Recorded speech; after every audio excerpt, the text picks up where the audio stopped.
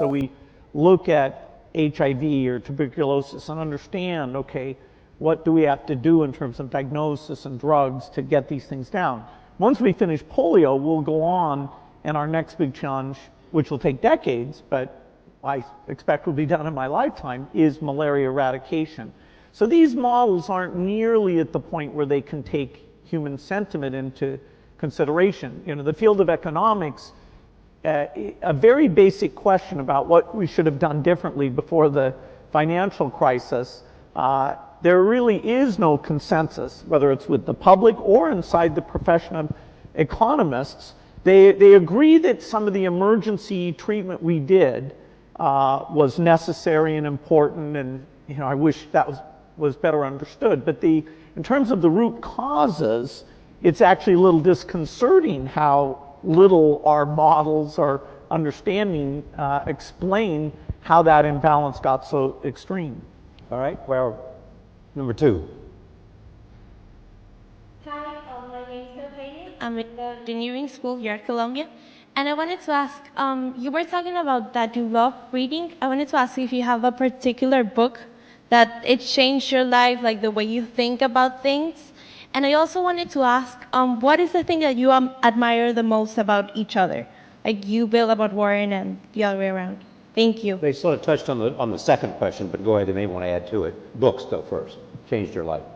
Well, a book did change my life, and it was by a fellow who taught here at Columbia, and Benjamin Graham, and I read the book when I was 19 called The Intelligent Investor. And I'd been interested in investments since I was maybe 7 or 8, but I'd read every book in the Omaha Public Library by the time I was 11. So why do you think you were interested in investing when you were 7 or 8? Because I was too dumb to get interested at 4.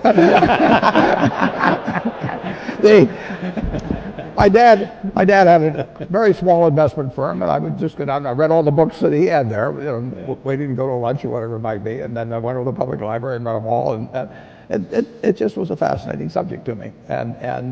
But I didn't have any. I knew what everybody thought and all of that at an early age, but what Graham wrote made sense. I just happened to pick that book up at a bookstore in Lincoln, Nebraska. But to investing per se, is there something about your core competence that made investing the perfect place for you?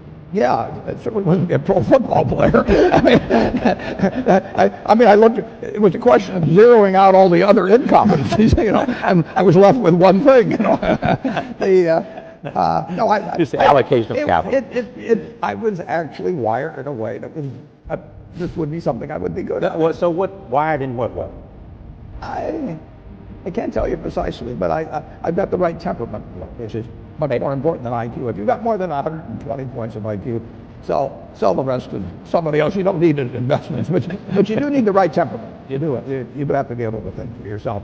And getting back to, the earlier question, the first question I asked myself when I looked at a business is, is it important and easy what I can determine about this business? And a lot of them don't make it. Now, Bill is looking for hard questions that plague society, and where intellect and money may make a difference. They may not for a while, but he's taking on the tough things. I take